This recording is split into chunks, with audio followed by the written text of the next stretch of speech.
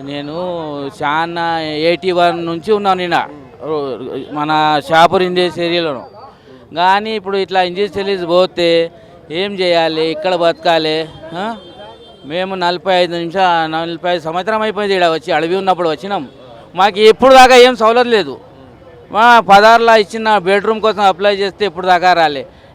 Case Congress వచ్చినప్పుడు కూడా ఇస్తే కూడా ఏం రాలేదు. ఇట్లా మరి ఓకే అయింది, అన్నీ అయిపోయినాయి అని ఇప్పుడు దాకా ఏం లేదు. ఇల్లుకి పైసలు, గ్యాస్ పైసలు వస్తలేదు నాకు అయితే.